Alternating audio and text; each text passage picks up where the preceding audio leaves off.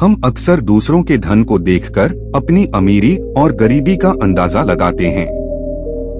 हमारे पास 10 रुपए हैं और सामने वाले के पास 100 हैं, तो हम खुद की नजरों में गरीब हो जाते हैं और दूसरा व्यक्ति अमीर। हम ये नहीं सोचते कि 100 कमाने वाला मेहनत कितनी कर रहा है, उसकी जरूरतें कैसी है।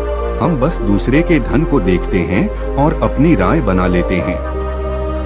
आज की इस गौतम बुद्ध की प्रेरणादायक कहानी के जरिए आप जानेंगे कि भगवान बुद्ध के अनुसार एक अमीर और धनवान व्यक्ति कौन होता है।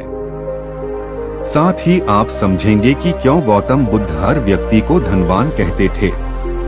गौतम बुद्ध की कहानी आपको बहुत प्रभावित करेगी और इस बुद्ध की प्रेरणादायक कहानी से मिलने वाली शिक्षा आपके बहुत काम की होगी। एक समय की बात है, एक राज्य के राजा ने गौतम बुद्ध को कुछ दिनों के लिए अपने राज्य में आने का निमंत्रण दिया। उस राजा के निमंत्रण को बुद्ध ने स्वीकार किया और वो अपने कुछ शिष्यों के साथ उस राज्य में चले गए। बुद्ध से मिलकर उस राजा ने उनसे प्रार्थना करी कि वो कुछ दिन वहां रुककर उसके राज्य के लोगों की समस्याओं का समाधान करें और साथ ही उन्हें धार्मिक मार्ग पर चलने की शिक्षा दें। बुद्ध ने राजा की बात मान ली और 3 दिन के लिए उन्होंने इस राज्य में धर्मसभा करने का फैसला किया। गौतम बुद्ध की आने की खबर पूरे राज्य में फैल गई और धर्मसभा के पहले ही दिन बहुत से लोग आए। उसी राज्य के चौराहे में एक भिखारी बैठा रहता था। उसे भी गौतम बुद्ध के आने की खबर थी, लेकिन वो सोचने लगा कि धर्मसभा में जाकर मुझे क्या मिलेगा, यहीं बैठा रहता हूँ। जैसे जैसे लोग आएंगे वो मुझे भीख में कुछ ना कुछ देकर ही जाएंगे। पहले दिन बहुत लोग आए और इस भिखारी की अच्छी खासी कमाई हो गई। अगले दिन फिर वही सिलसिला चला। भीख मांगने के साथ साथ भिखारी ने ये भी देखा कि धर्मसभा में जाते वक्त लोग दुखी और उदास से होकर जा रहे हैं और उसे कुछ देकर भी नहीं जाते, लेकिन जब वो बुद्ध से मिलकर वापस आते हैं तो काफी खुश दिखते हैं और खुशी खुशी भीख भी देकर जाते हैं। यही सोचते सोचते दूसरा दिन भी निकल गया। तीसरे दिन बहुत कम लोग आए तो भिखारी परेशान हो गया। उसकी कमाई नहीं हुई। उसने सोचा कि बुद्ध सबकी समस्याओं का उपाय दे ही रहें, तो क्यों ना मैं भी उनके पास जाऊं और अपनी इस निर्धनता को दूर करने का उपाय पूछूं।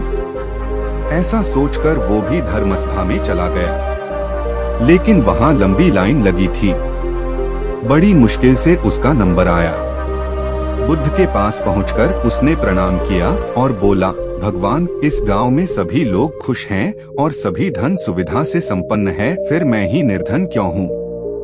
उस भिखारी को देखकर भगवान बुद्ध बोले, तुम निर्धन इसलिए हो क्योंकि तुम हमेशा दूसरों से मांगते रहते हो, लेकिन कभी किसी को कुछ देते नहीं।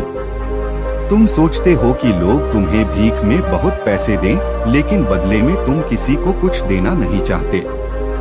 ऐसा सुनकर वो भिखारी बड़ी हैरानी से बोला, भगवान, मैं क्या लोगों को कुछ दूंगा, मेरा तो खुद का गुजारा भीख मांग कर चलता है। मेरे पास देने को है ही क्या। बुद्ध कुछ देर के लिए मौन हो गए और थोड़ा देर रुकने के बाद बोले, तुम बहुत मूर्ख हो। किसी को देने के लिए या दूसरों के साथ बांटने के लिए ऊपर वाले ने तुम्हें और हम सभी को बहुत कुछ दिया है।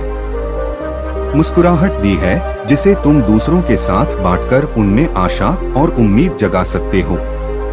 आवाज दी है जिससे तुम मीठे शब्द बोलकर लोगों की तारीफ कर सकते हो। 2 हाथ दिए हैं जिनसे तुम दूसरों की मदद कर सकते हो। एक स्वस्थ शरीर दिया है जिससे तुम भीख ना मांगकर मेहनत का काम कर सकते हो। ऊपर वाले ने जिसको ये चीजें बिना किसी कमी के दी हैं, वो कभी निर्धन नहीं हो सकता। तुम निर्धन हो तो बस अपनी सोच की वजह से। जैसे जैसे तुम इस सोच से बाहर निकलोगे, तुम खुद को दूसरों जितना ही अमीर समझने लगोगे और तुम्हारा जीवन भी सुधर जाएगा। दूसरों की खुशी देखकर उनसे अपनी तुलना मत करो। ऊपर वाले ने हर किसी को धनी बनाया है, बस जरूरत है तो अपनी सोच को सुधारने की। भगवान बुद्ध की बातें सुनकर उस व्यक्ति को अपने जीवन का मूल्य समझ आ गया और वो उनके दिए हुए उपदेश के अनुसार अपना जीवन जीने लगा।